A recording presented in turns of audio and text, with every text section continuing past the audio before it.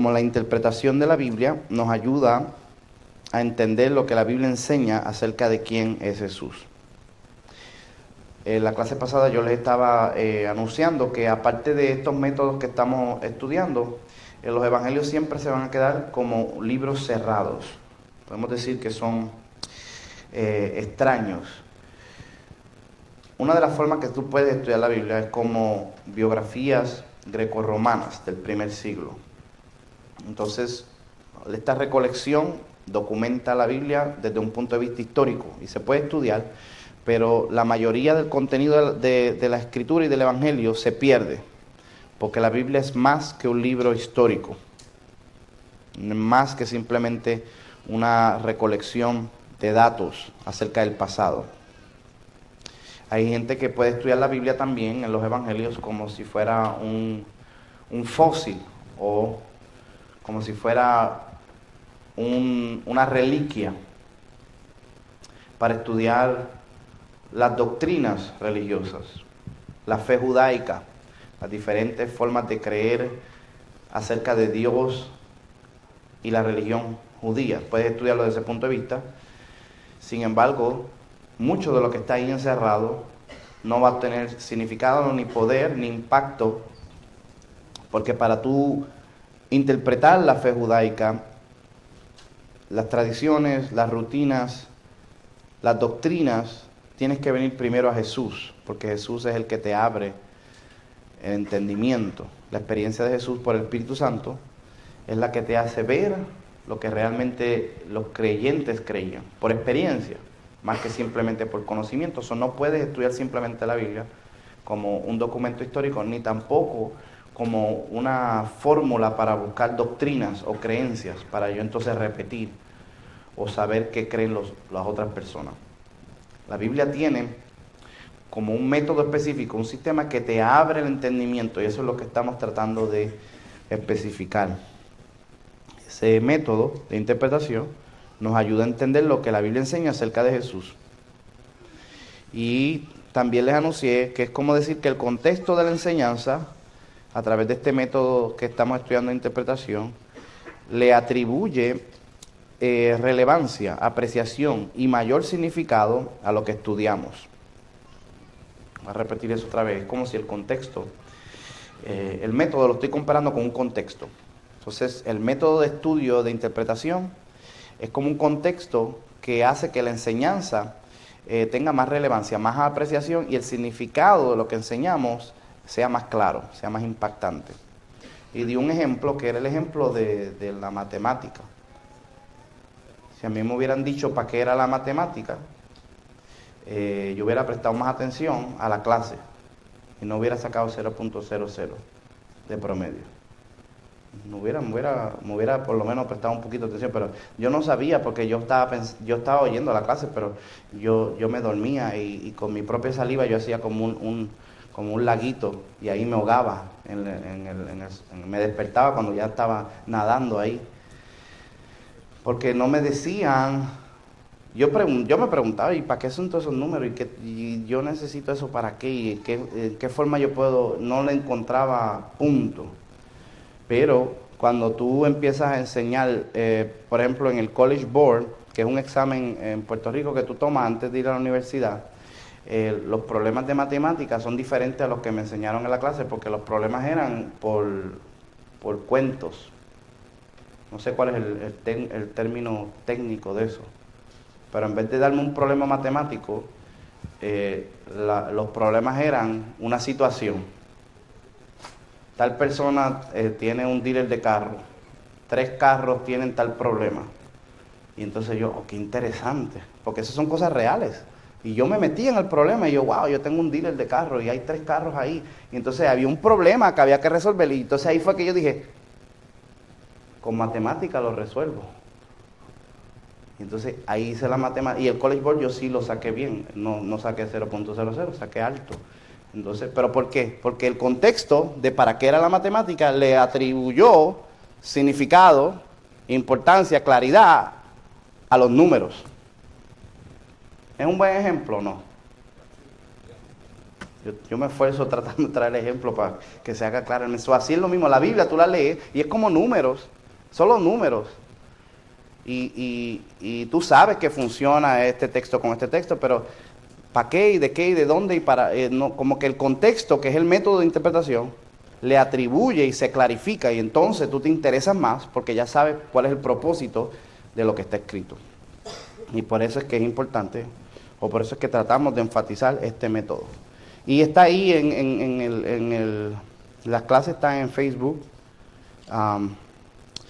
las vamos a poner en YouTube, y le vamos a hacer unos intros. Yo voy a empezar ahora a coger todas las clases que yo enseñé y las voy a volver a enseñar, pero hablando. Yo estoy haciendo un súper esfuerzo para que aprendamos esto, amén. Y al final les voy a dar las notas. No sé si estoy profetizando o si declarándolo por fe. Al final les voy a dar las notas. Y entonces lo vamos a tener en todas formas. Lo vamos a tener escrito, lo vamos a tener en audio, lo vamos a tener en Facebook, para que por todos lados, si usted se perdió cualquier clase o necesita repasar el material, solamente se meta ahí y vuelve otra vez a coger la clase. Y de por sí, como yo le dije, estas clases, cualquiera de ellas, una sola, tú la puedes oír 100 veces y 100 veces le sacas más cosas. Amén. Pero no nos vamos a quedar con una 100 veces, vamos a seguir cubriendo material porque Dios nos ha dado este material y esta información y hay que aprovecharlo. ¿Para qué? Yo no sé, Dios sabrá. Uno nunca sabe qué es lo que Dios está haciendo. Hay que ser fiel y si Dios nos da muchas cosas, pues muchas cosas vamos a trabajar. Amén. Entonces, no solamente este contexto le va a dar mayor significado a lo que estudiamos en la Biblia acerca de la persona de Jesús. Es como si este método de estudio acerca de Jesús, en la interpretación de la persona de Jesús por las Escrituras, es una puerta de por sí, una llave que te abre el alma, te abre el espíritu. Como si fuera un código secreto. El tú estructurar y organizar la información correctamente por la interpretación, cuando te lleva el Evangelio a estudiar a Jesús, es como que tu corazón y tu espíritu se abre al mundo espiritual. La interpretación misma que hemos estudiado figurativa de la Escritura, cuando tú la analizas, te da una perspectiva del mundo invisible. Es como si interpretar imaginativamente, como hemos enseñado, es de por sí una llave que te adentra a un mundo que está cerrado a menos que no vayas por ese método. Eso es bien interesante. Eso yo me puse a analizarlo con calma y llegué a esa conclusión. El análisis y el estudio bíblico en su interpretación exclusiva y especial provee unas herramientas, unos instrumentos que te da un lenguaje exclusivo para como moverte en el mundo espiritual. Para facilitar entendimiento, acceso y administración, enfoque a las cosas del espíritu, a los tesoros que están encerrados en la Escritura. Eso es como un mundo nuevo.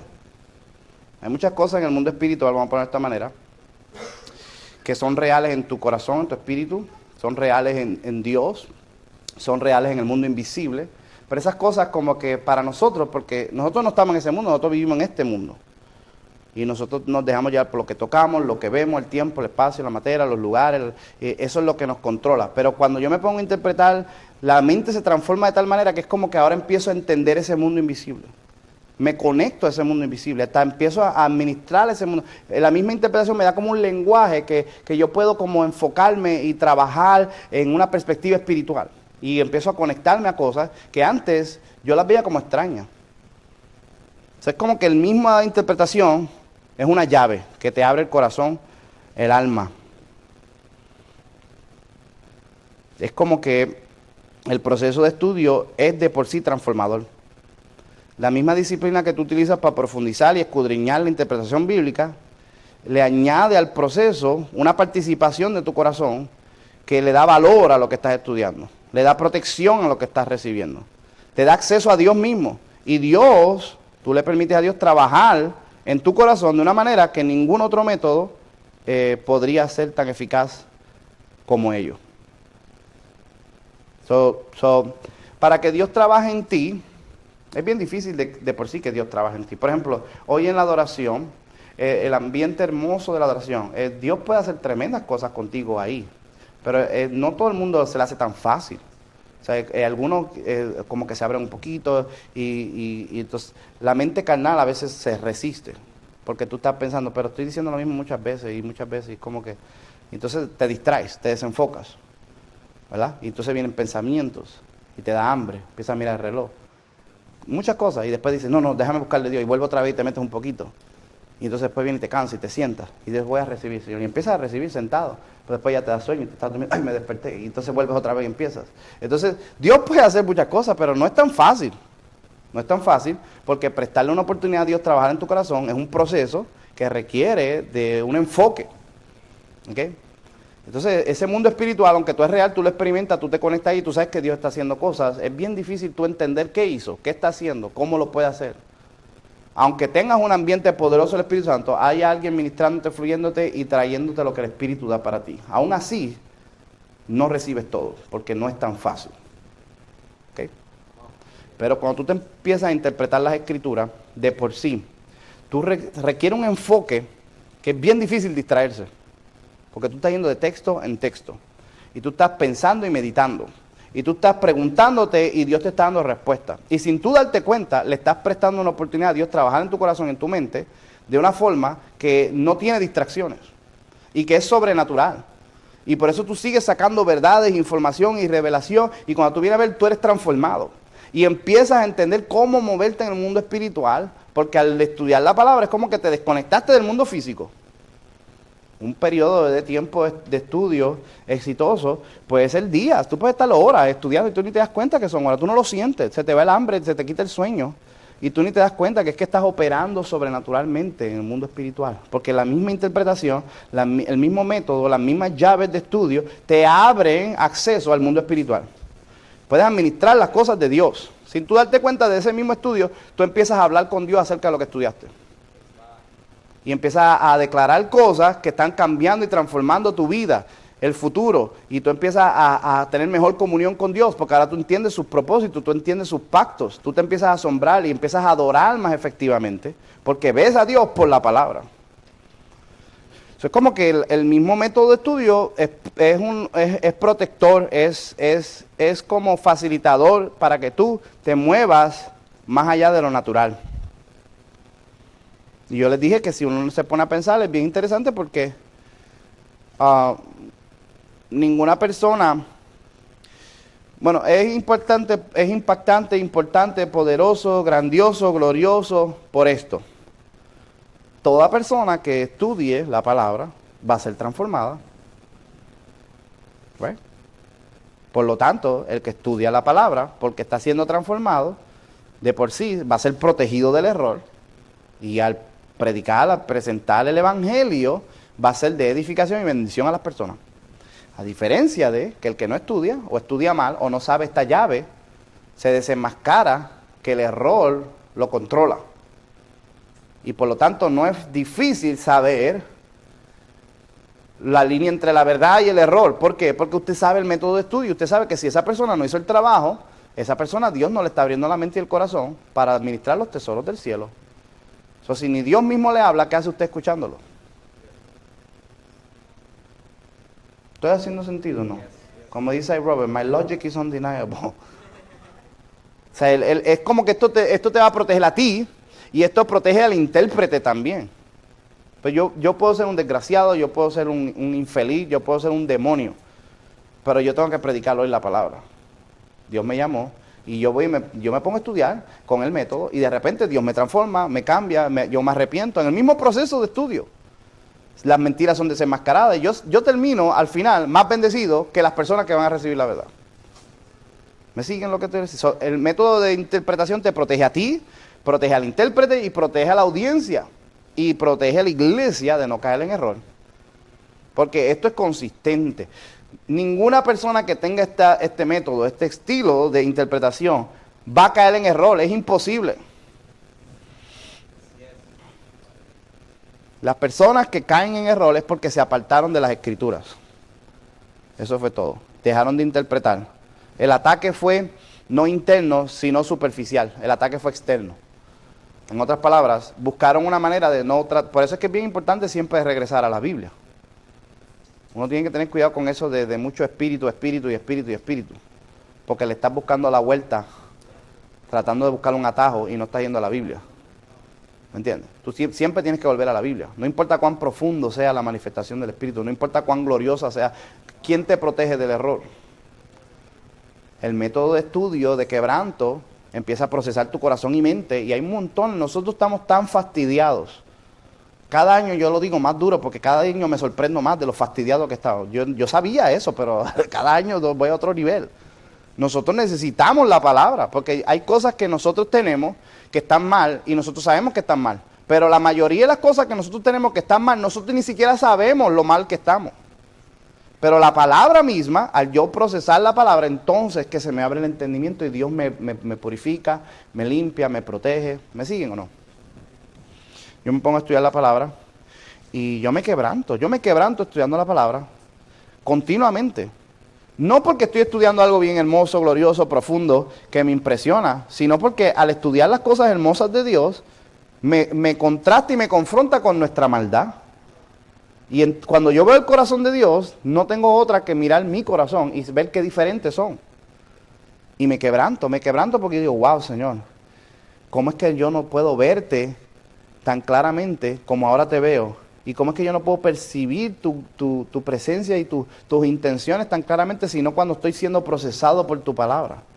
Y me da temor de mí mismo, me da temor de nuestra naturaleza, que es débil, no podemos ver las cosas. Necesitamos la palabra, porque la palabra dice, Santiago, es un espejo que te confronta, y tú puedes ser transformado por Dios. ¿Hace sentido?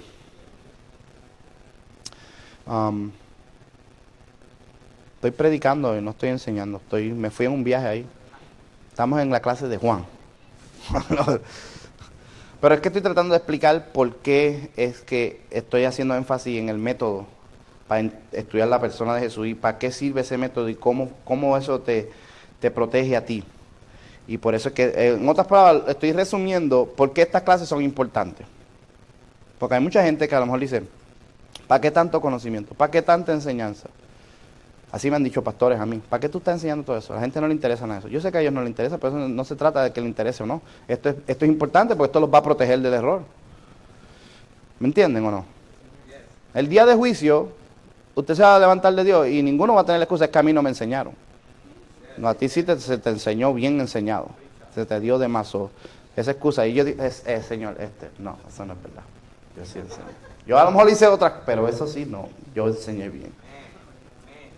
Entonces, la palabra es una protección para que tú no caigas.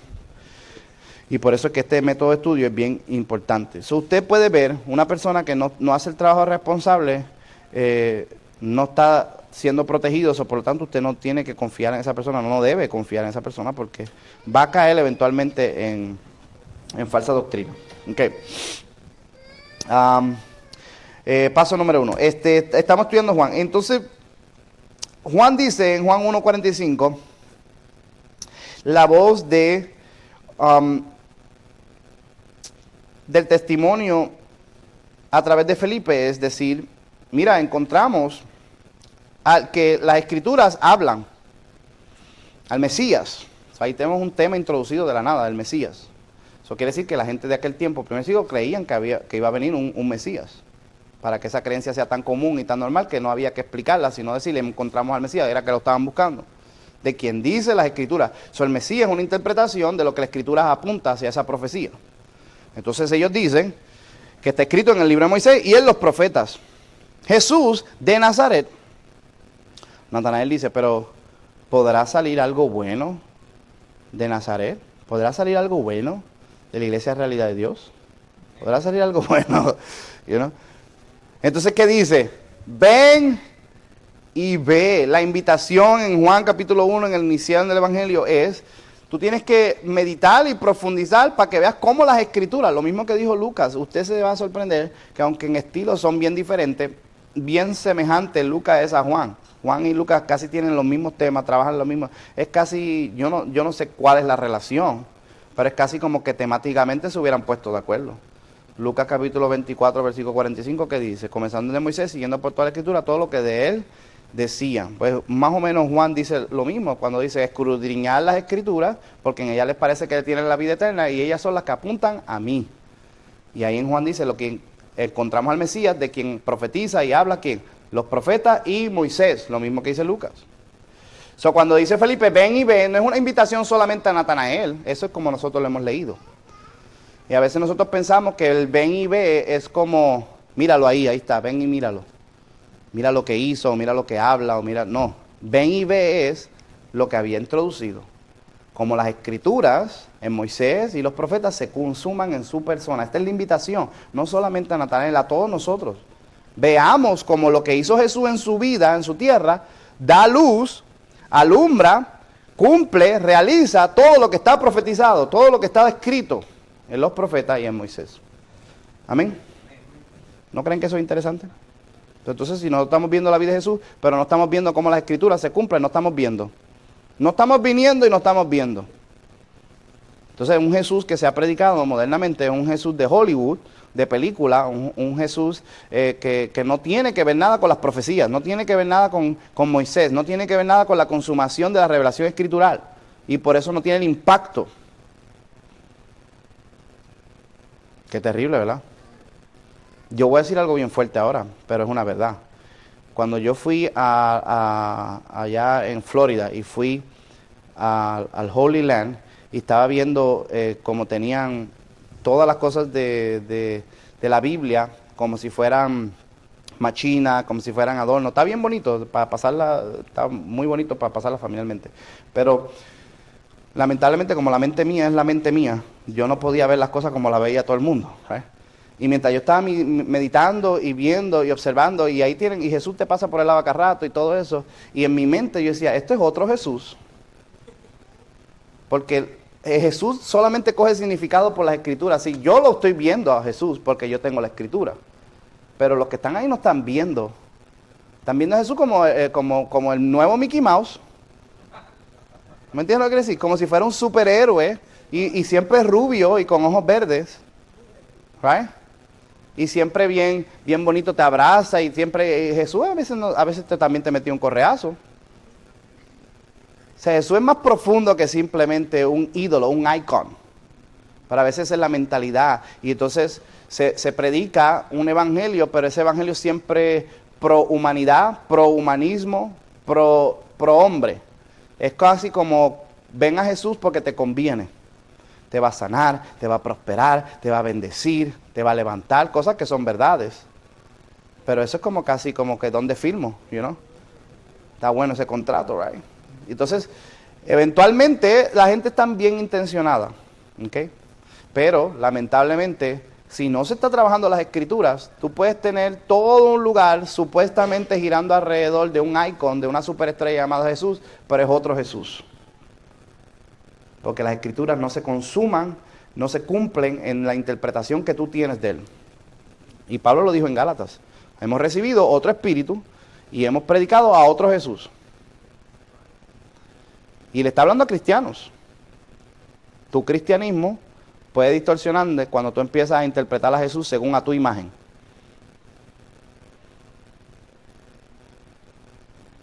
No se oye dramático, pero es profundo lo que dije. Cuando tú empiezas a inventarte un Jesús que es una extensión de quien tú eres, de lo que a ti te gusta, de lo que tú quieres recibir y de tu interpretación privada de Dios. No es universal, no se le aplica la verdad tuya a todos los demás, sino que es individualista y comercial y para conveniencia. Entonces, Dios nos va a explotar nuestra religiosidad y nuestra idolatría cristiana en nuestra propia carita. Y eso es lo que está pasando en la iglesia moderna, continuamente. Y por eso dije que lo que estoy diciendo es fuerte, pero no, yo no lo planeé, es que es lo que siento ahora mismo, decir en luz. Es que a veces uno se confronta con la verdad que uno está estudiando. Y uno dice, si esto es verdad, entonces todo esto es mentira. ¿Me siguen? ¿Y qué estamos viendo hoy en día? Iglesias, montones de iglesias que son prominentes, respetadas, adineradas, y todas se explotan con escándalos, con cosas que uno se queda sorprendido, que ni en el mundo se oye. Tragedias de ministros, de personas, de cosas horribles que están sucediendo dentro de la iglesia. Y nosotros no tenemos discernimiento espiritual, que el problema fue que nos alejamos de la palabra. ¿Ok? Usted ve poco a poco como en esta nación, pues ya es normal que entren a la iglesia a pegar tiro y a matar gente. Y la gente dice, eso es el diablo, un ataque del diablo contra la iglesia. No, usted averiguó por qué esa persona fue ahí. ¿No sabía que era que el pastor estaba durmiendo con la mujer de él? ¿No sabías eso? No todo es el diablo.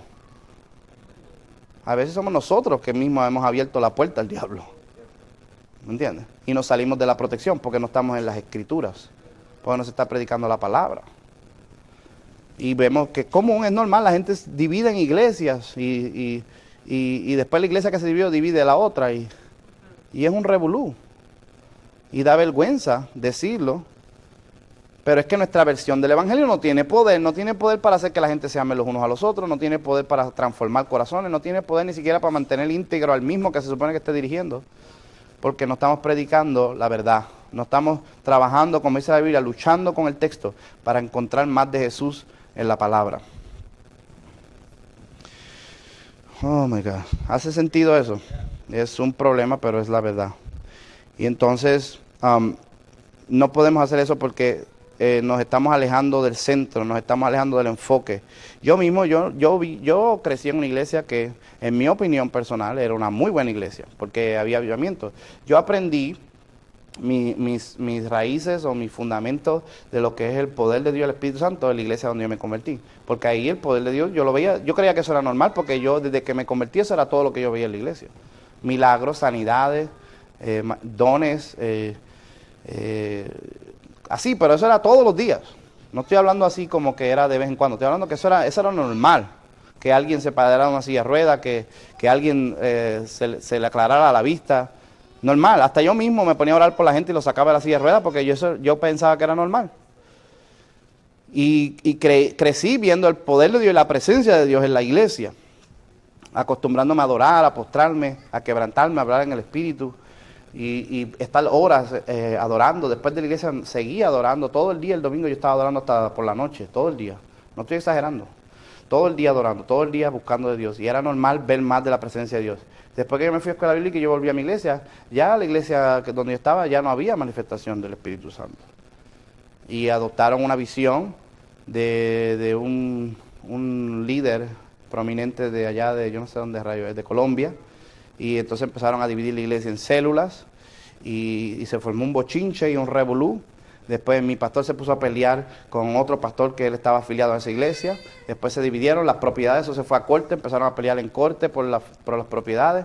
Y la iglesia creció más durante ese periodo que cuando yo estaba. Cuando yo estaba en la iglesia no había muchos. Cuando estaban en ese revolú, ahí había miles. Una vez mi pastor rentó un coliseo de miles de personas para llenar la iglesia, ¿ok? No estamos hablando que la bendición es dinero o multitudes. Estoy hablando que se alejaron de la palabra. Y a veces tú predicar la palabra hace que tengas menos multitudes. La gente no quiere chupar la verdad. ¿Usted quiere oír la verdad o qué? Si, en inglés dice, you can have your cake and eat it too. No puedes tener tu bizcocho y comértelo a la vez. O sea, tú quieres que el evangelio sea exclusivo, pues no puede ser popular. O sea, no pueden ser las dos. ¿Me entiendes lo que estoy diciendo? La gente quiere un evangelio exclusivo y que a la misma vez sea popular. No, tú no puedes tener las dos a la vez. Si tú quieres ser exclusivo con Dios, con la verdad, no a todo el mundo le va a gustar y no puede ser popular. Si tú quieres ser popular, vas a tener que sacrificar la exclusividad del evangelio. Eso mismo me lo enseñó el maestro mío en escuela bíblica. Me decía, si tú vas a predicar santidad, predícala poquito a poquito, porque si no, no te va a crecer la iglesia. Así mismo, te lo estoy diciendo, así mismito nos dijo. Y yo, pastor, predicador, pero ¿cuánto veces? De vez en cuando, una vez al mes, predica santidad. Pues si no, la gente se va a frustrar, decía. O se van a ofender o se van a ir de la iglesia. Y yo, ¿cuánto estoy pagando yo aquí para que me enseñen esto? El énfasis del evangelio se distorsionó porque se adoptó otra doctrina, la doctrina ¿cómo se llama la visión esa? No es G12, la doctrina de G12. Entonces se cambió y la Biblia entonces se interpretaba alrededor de células. Mi pastor veía células en todo. Y yo decía, entonces una vez predicó de las 12 piedras que puso Elías en el altar. Ahí está la célula también. Y yo, ¿Really? Como dice Renato, ¿really? Entonces toda la Biblia era célula, y entonces él veía la célula en todos lados. Y la doctrina se alteró, y pues, que Dios tenga misericordia de todos nosotros. Yo no me creo más especial que nadie. Yo amo mucho a mi pastor, yo pienso que es una persona bien especial. Y era una persona bien educada. Él era ingeniero químico en el mundo secular y tenía doctorado en teología. Y ahí fue que yo aprendí, el error no es un problema mental, es un problema espiritual. Y si una persona tan inteligente como esa persona no puede caer en un error así, eso es un espíritu de error. ¿Entiendes? Cuando tú te alejes de la interpretación de la Biblia, le abre la puerta al enemigo y un espíritu de error te engaña. La Biblia le llama un strong delusion, un engaño fuerte. Y como estás engañado, no puedes ser confrontado. No puedes ser libre a menos que alguien te liberte. Nosotros no nos podemos alejar de la Escritura, o si no caemos en doctrina de error, predicamos a otro Jesús y a lo mejor tenemos éxito natural, pero la presencia de Dios, la evidencia, el testimonio se pierde. Y puedo dar miles de ejemplos. Usted no vino a escuchar eso, ¿verdad que no? Sí, pastor, hable más bochinche de eso. ¿Le cuento otro bochinche? No, ya. Yo tengo bochinche de eso demás, pero es solo un ejemplo. Quería dar un ejemplo para que se entienda. ¿Para qué estamos estudiando esto? Porque te va a proteger. ¿Qué dice Felipe? Ven y ve. La invitación es, vamos a mirar, vamos a observar, vamos a contemplar, vamos a mirar cómo las Escrituras se cumplen en Jesús, y eso es lo que el Evangelio de Juan nos va a enseñar. ¿Están vivos? Jesús dijo en Juan 5:38, ustedes no pueden retener la palabra porque no reciben al que Dios envió. Recibir a Jesús te abre la palabra. La palabra de Dios es para llevarte a Jesús. Si no llegas a Jesús, pues no puedes retener la palabra. Esto es lo que yo les hablo a ustedes, que es como un argumento circular. Circular porque la palabra te lleva a Jesús, pero sin Jesús no se te abre la palabra. Eso es como, tienes que tomar un paso de fe para que veas como toda la Escritura se consuma en Jesús. Y una vez que recibes a Jesús, entonces toda la Escritura se te abre. Pero al rechazar a Jesús, ese es el problema que tenían los judíos. Rechazaron a Jesús, la Escritura se les cerró.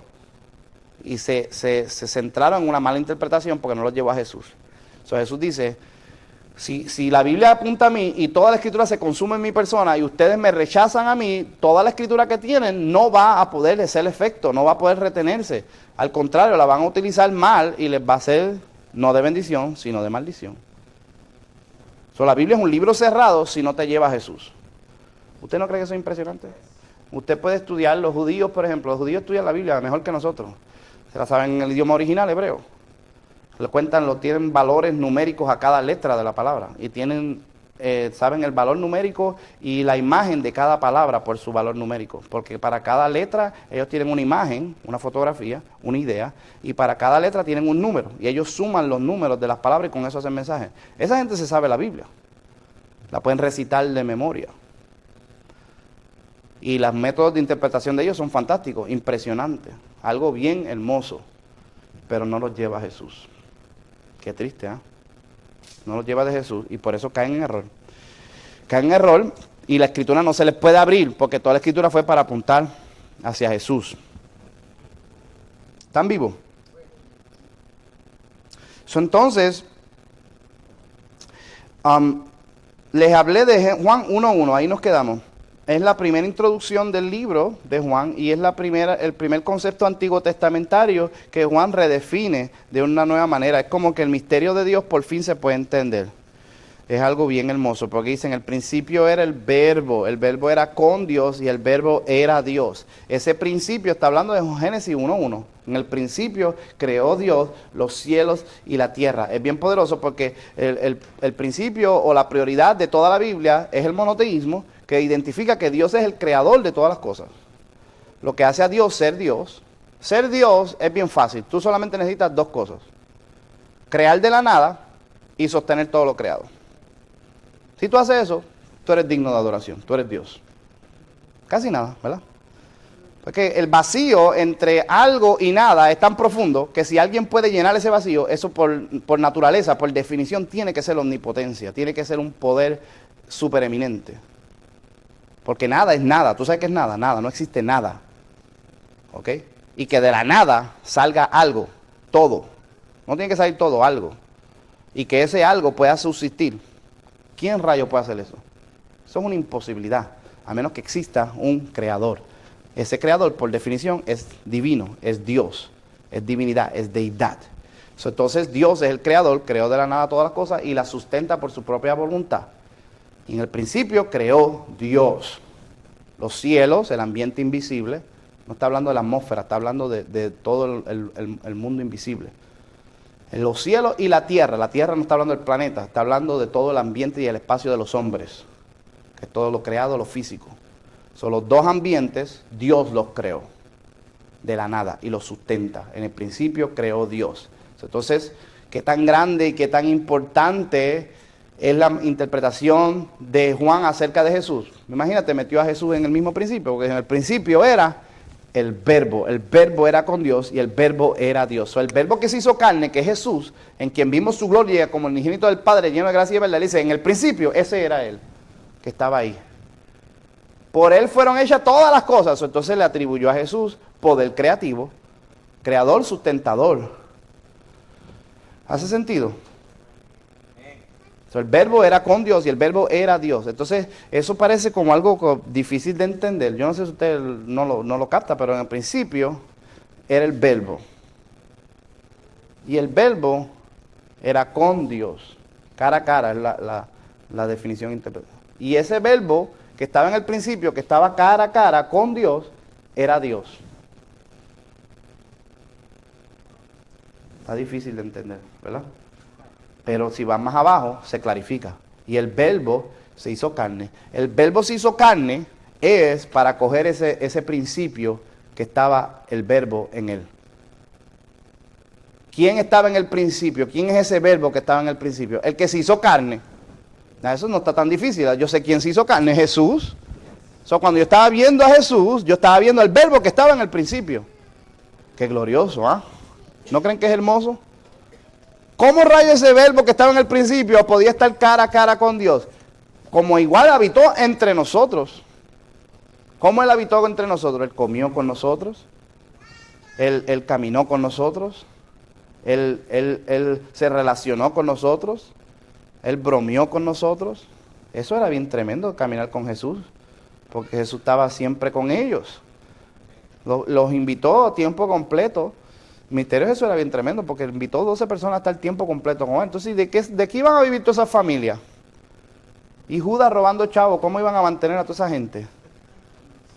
Porque tenían 12 discípulos y los 12 estaban casados y tenían hijos. Y entonces, y no solamente los hijos, más los familiares. Pedro tenía la suegra para arriba y para abajo. Jesús la sanó, yo creo que él no estaba muy contento. Déjala, Señor, que ella está bien así, no la toques, Señor. Entonces tenía toda la familia que dependían del que trabajaba y Jesús los llamó a estar con él tiempo completo, eso tenía que mantener 12 familias. ¿Para qué? ¿Para qué van a mantenerlo? Para que estén con él. La Biblia dice que ese era el llamado de ellos. El llamado de ellos es estar con él. Para que entendieran cómo el verbo era con Dios. ¿Lo cogieron o no? ¿Cuál es tu misión? ¿Cuál es tu llamado? Tiempo completo, estar conmigo. ¿Para qué? Para que entiendas cómo yo estaba con Dios. Para que no sea tan difícil, ya no sea tan complejo. Porque si lo dejas bien abstracto, ¿cómo el verbo puede estar en el principio y a la misma vez estar con Dios? Eso se hace bien difícil. Pero ahora que estoy con Jesús, entiendo que el que estaba con el principio fue el que estaba carne, era humano y era igual que yo para que yo pudiera entender que Él no es tan distante.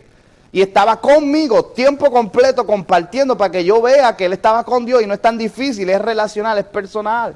Y entonces viene el último parte y el verbo era Dios.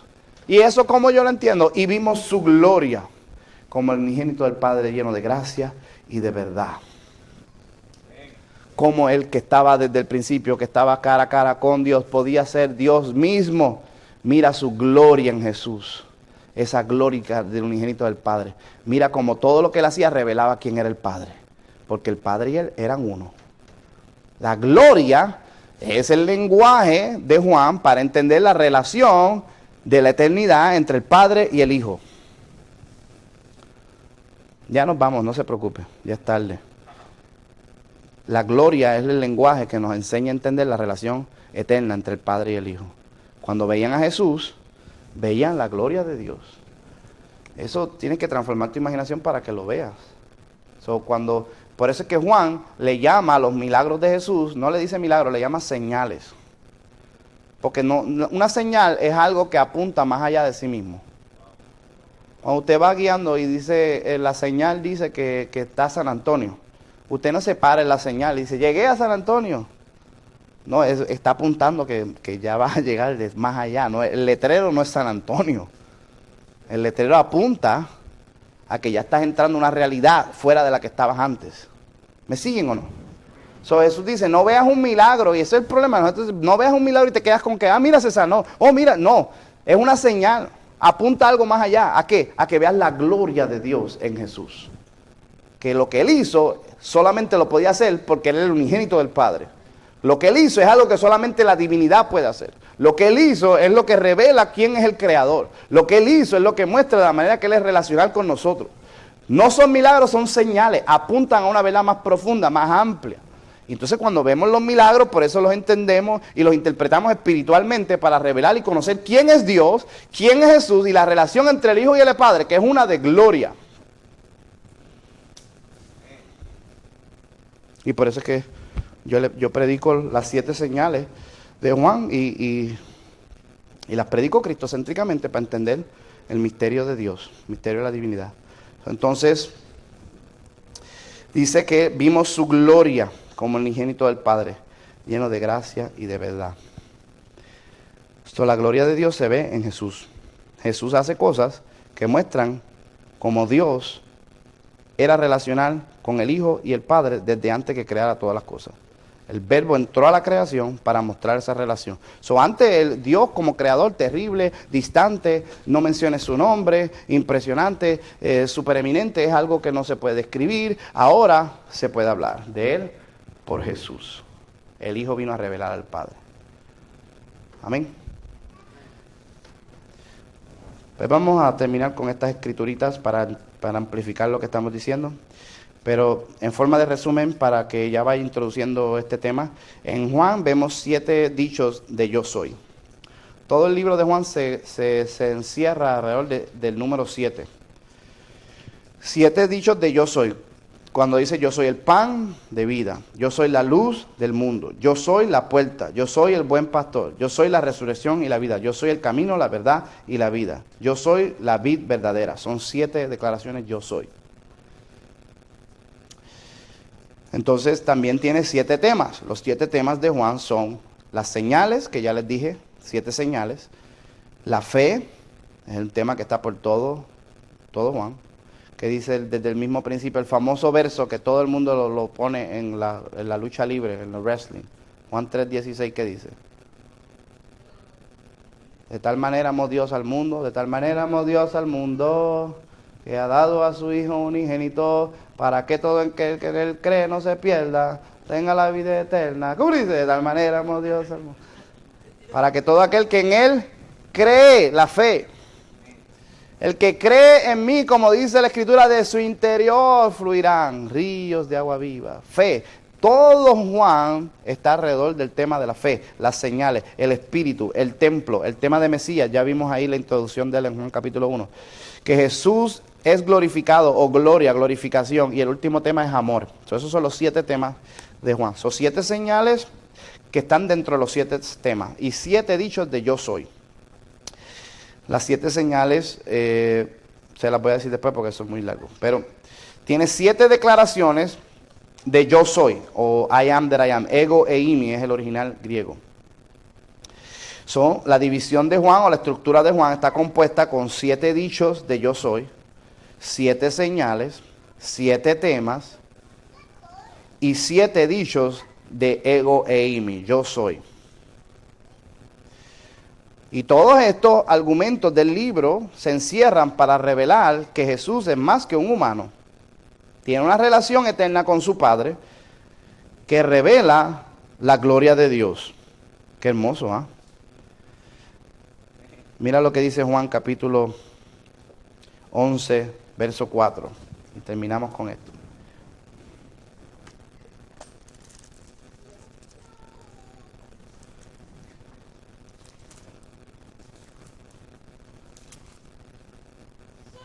Entonces, la pregunta es, ¿qué estaba haciendo Jesús antes de venir y hacerse carne? ¿Qué estaba haciendo Jesús cuando era el verbo de Dios? Después en la próxima clase les voy a hablar de lo que significa el verbo de Dios, el logos. ¿Qué significa eso?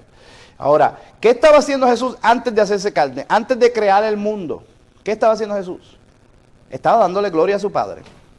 ¿Y qué estaba haciendo el Padre? Dándole gloria a Jesús. La gloria es una conversación, un lenguaje que define la relación entre el Padre y el Hijo. Qué profundo está eso, ¿verdad? Si tú pudieras transportarte una máquina del tiempo, antes de que existiera el tiempo, eso no sirve la máquina.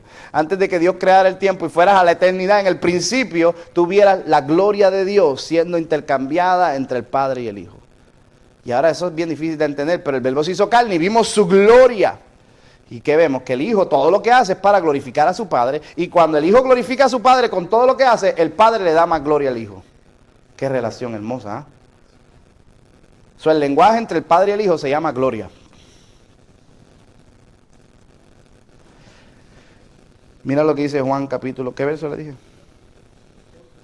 11:4, dice,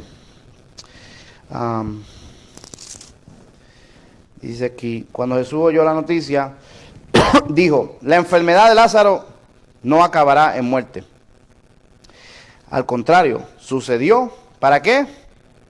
Para la gloria de Dios, a fin de que el Hijo de Dios reciba gloria como resultado. ¿Pueden ver?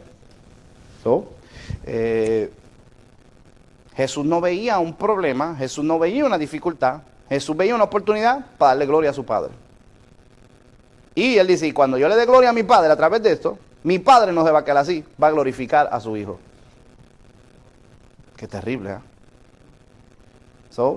Nosotros vemos la vida, las circunstancias como problemas. Jesús veía las circunstancias, la vida como oportunidades para dar gloria. Eso es lo que él hacía antes de que creara todas las cosas. Cuando él vino a la tierra, este lugar está lleno de oportunidades para glorificar a mi Padre, para revelar a mi Padre, que no quiere que haya enfermedad, que no quiere que haya maldición, y este lugar lleno de enfermedad, maldición, pecado, aquí yo voy a glorificar a mi Padre. Esta enfermedad no es para muerte, esto es para la gloria de Dios. ¿Y para qué? Para que mi Padre le dé gloria a su Hijo. ¿Lo vieron o no? Por eso es que nosotros cuando estamos invitados a esta conversación entre el Padre y el Hijo, tenemos que ver la vida como oportunidades para glorificar a nuestro Padre. Padre, glorifica a tu Hijo a través de esta situación. Padre, glorifícate a través de este problema. No importa, ¿qué dijo Pablo? Que Cristo sea glorificado en mí. Aleluya, nadie dice amén. Él dijo algo que los predicadores de fe no te van a predicar. Dijo, para vida o para muerte, Dios se lleva la gloria igual. Pero que Dios se glorifique. Aquí lo importante es que Dios se glorifique. En la sanidad o en la enfermedad, que Dios se glorifique.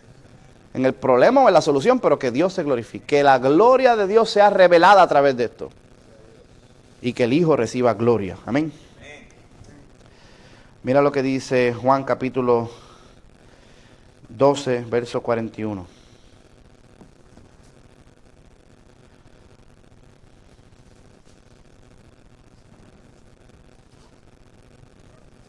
(12:41) dije, ¿verdad?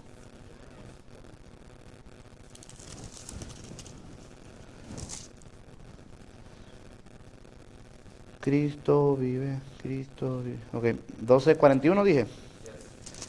Ok, dice la Biblia.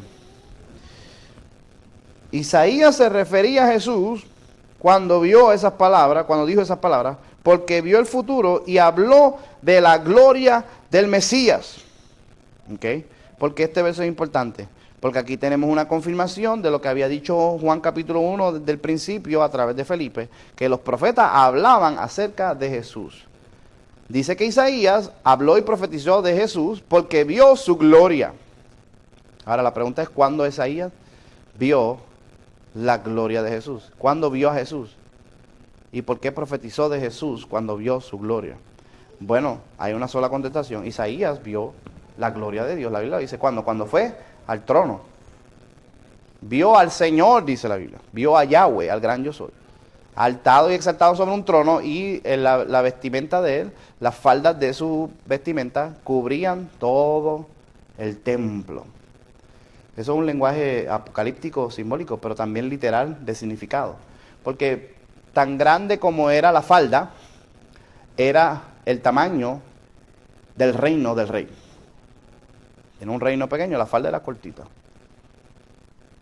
¿Me entiendes lo que quiero decir? O sea, mientras más grande era el reino, más grande era la falda. Son las faldas de Dios cubrían el templo completo. Tú caminabas sobre la falda del rey. Entonces es como decir, el reino de Dios cubre todo. Todo está lleno de su gloria. Y entonces cuando vio el trono, vio al Señor, vio a Yahweh. La traducción que Juan está diciendo es, cuando vio Isaías el trono, vio a Jesús. Y cuando vio a Jesús, profetizó de él. Que el Mesías era el Señor mismo que iba a sufrir, que iba a ser rechazado. Qué profundo, ¿ah? Como en la eternidad en su trono estaba lleno de gloria, gloria que el Padre compartía con el Hijo y el Hijo glorificaba a su Padre. Cuando vino a la tierra, glorificó al Padre a través de su muerte y su sufrimiento.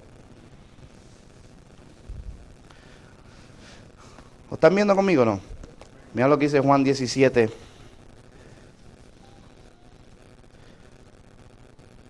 Verso 1.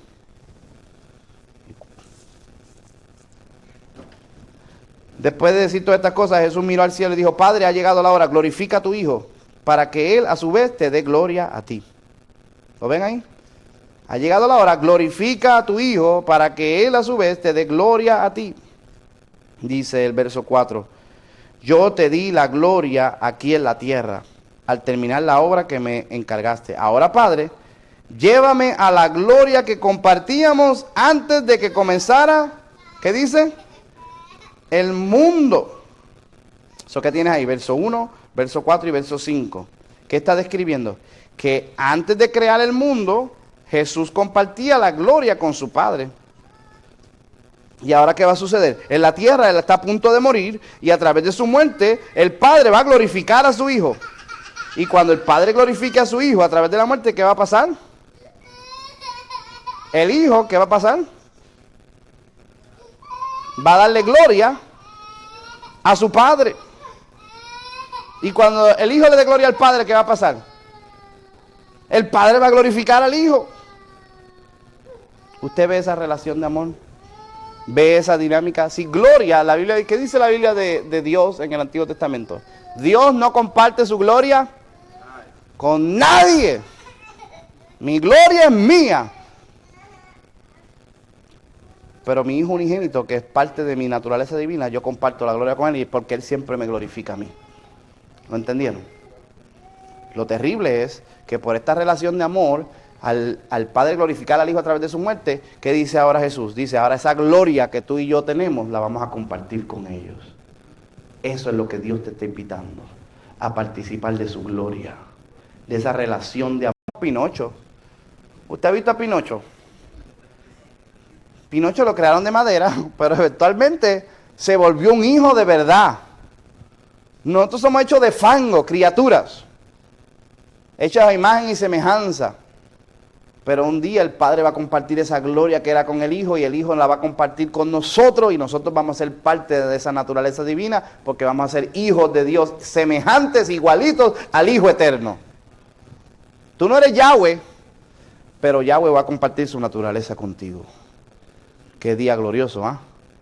La nariz esa se te va, ya no vas a dejar de ser un mentiroso.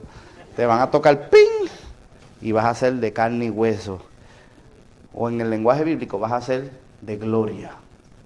Vestido de gloria y majestad. Amén. ¿Pueden aguantar un versito más o ya? ¿Cuál les di? Le di Juan. Vamos al 12:23. 12:23, Juan 12:23, dice la Biblia. ¿Ven cómo este tema de gloria está en Juan? Y vimos su gloria como el unigénito del Padre, lleno de gracia y verdad. 12:23 dice, ya ha llegado el momento para que el Hijo del Hombre entre en su gloria. ¿Lo ven ahí? Les digo la verdad. El grano de trigo, a menos que sea sembrado en la tierra y muera, queda solo. Sin embargo, su muerte producirá muchos granos nuevos, una abundante cosecha de nuevas vidas. La muerte de Jesús va a ser la revelación de la gloria de Dios. Cuando Jesús muera, el Hijo va a ser glorificado y el Hijo va a compartir gloria con nosotros, porque se va a reproducir. Jesús era como una semilla y se va a reproducir en todos nosotros cuando muere en la cruz del Calvario. ¿Están conmigo?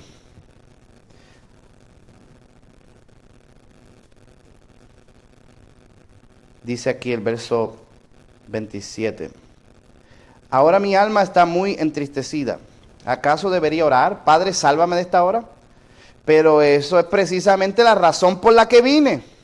Si humanamente Jesús dice, yo no quiero alejarme de mi Padre, que yo he estado con Él desde la eternidad. Yo no quiero tomar el pecado a toda la humanidad y que haya una desconexión entre lo que siempre había existido. Pero para esto es que vine.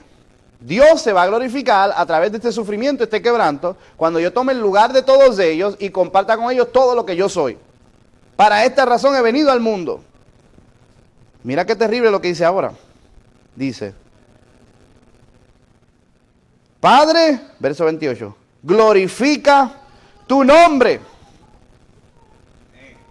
El nombre de Dios, Yahweh, el gran yo soy. ¿Quién es Dios? Va a ser revelado a través de la muerte de Jesús. Ahí vamos a entender quién es Jesús. Por eso en otro verso, que no tengo tiempo para cubrirlo, pero Jesús dice, cuando yo sea levantado, entonces ustedes van a saber, ego e imi, que yo soy Yahweh.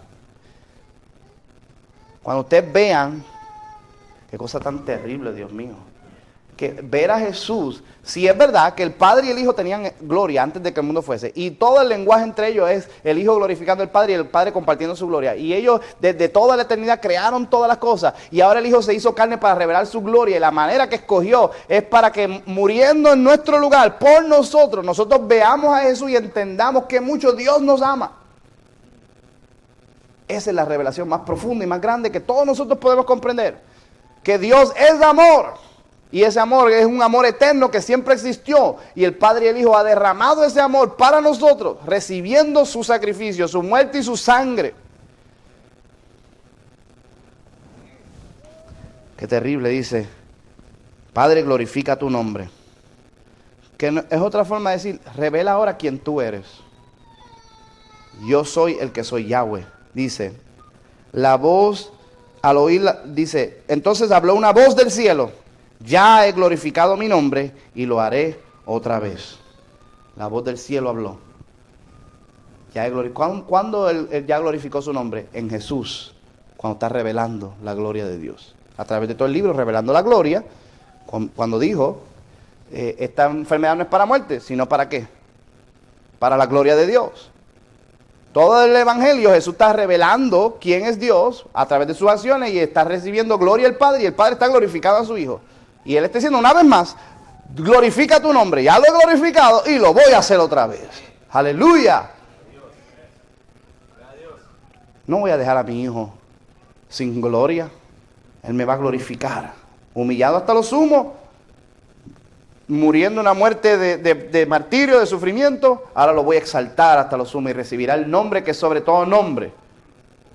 Que Jesucristo es el Señor para la gloria de Dios Padre. Jesucristo es Yahweh para la gloria del Padre, la gloria eterna. Jesús, lo que ya era de Él por divinidad, va a heredar ahora en la humanidad ese nombre divino. Ahora hay un hombre que es Yahweh. El que siempre fue Yahweh, ahora compartió y heredó humanamente el nombre divino, para que ahora todos los hombres puedan recibir esa gloria también. ¿Usted no cree que el evangelio es hermoso? Qué terrible. Eso, como yo digo, no, eso no es justo, pero está bueno. Amén. No piensen eso de que es justo, no sea justo. Recíbalo y ya, amén. Gloria al Señor. Ah, qué hermoso esto. Vamos a dejarlo ahí porque ya es tarde, pero ¿cuántos se gozaron? Den un aplauso al Señor. Mira que está a tu lado, el Padre tiene gloria para ti. El Hijo, ese es el tema de la gloria, ¿verdad? Es uno de los 7 temas. El tema de la señal, el tema de la gloria. El Hijo comparte la gloria del Padre. El Hijo lo que hace es glorificar a su Padre desde la eternidad. Y vino a la tierra a darle gloria a su Padre. Eso está tan terrible, eso me ministra. Jesús vino y dijo, este mundo hay que darle gloria al Padre.